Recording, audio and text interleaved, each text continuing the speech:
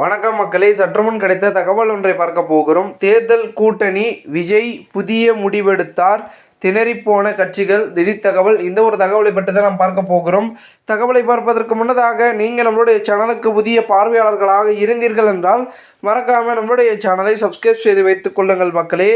தற்பொழுது 2026 தேர்தலில் தவேக தலைமையில் கூட்டணி என முடிவெடுக்கப்பட்டுள்ள நிலையில் சாதக பாதகங்களை ஆராய சிறப்பு சர்வே ஒன்றை நடத்திய விஜய் முடிவெடுத்துள்ளார்.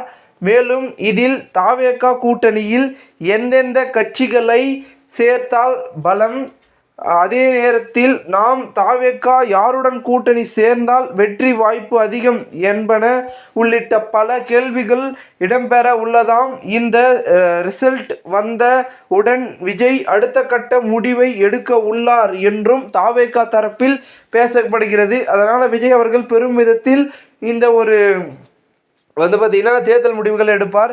மேலும் ஒரு பக்கம் பார்த்திங்கன்னா விஜயின் கட்சியின் சின்னம் என்ன அப்படின்றதையும் பார்த்திங்கன்னா அறிவித்த உடனே பார்த்திங்கன்னா விஜய்க்கான ஆதரவு இருக்கும் அப்படின்னு சொல்கிறாங்க. ஏன்னா தவேக புது சின்னம் கோரும் மனுவில் பார்த்திங்கன்னா டெல்லிக்கு உள்ள ECL தலைமை அலுவலகத்துக்கு CTR நிர்மல்குமார் அவர்கள் வழங்கியிருக்கிறார். அதில் பார்த்திங்கன்னா ஏற்கனவே உள்ள ஆட்டோ சின்னம், விசில் சின்னம் மற்றும் கிரிக்கெட் பேட், சாம்பியன் கோப்பை, கப்பல் ஆகிய சின்னங்களுக்கு தவேக நிர்வாகிகளின் பரிந்துரை மூலம் புதியதாக வரையப்பட்ட 5 சின்னங்களும் இடம்பெற்றுள்ளதாக தகவல்கள் ஒரு பக்கம் வெளியாக இருக்கிறது.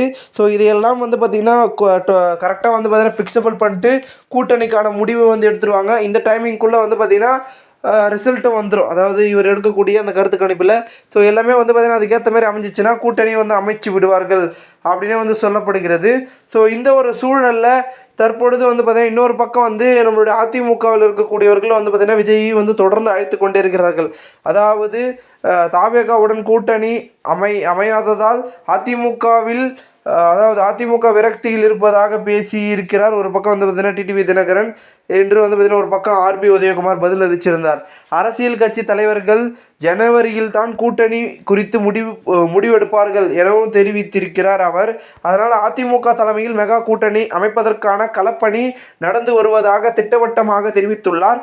கூட்டணிக்கு தவேக வரும் என்பதே அதிமுக முக்கிய தலைவர்களின் எதிர்பார்ப்பாக இருக்கிறது என்பதனை ஒரு முக்கிய கருத்தை பார்த்திங்கன்னா போட்டு உடைத்திருக்கிறார் RB உதயகுமார்.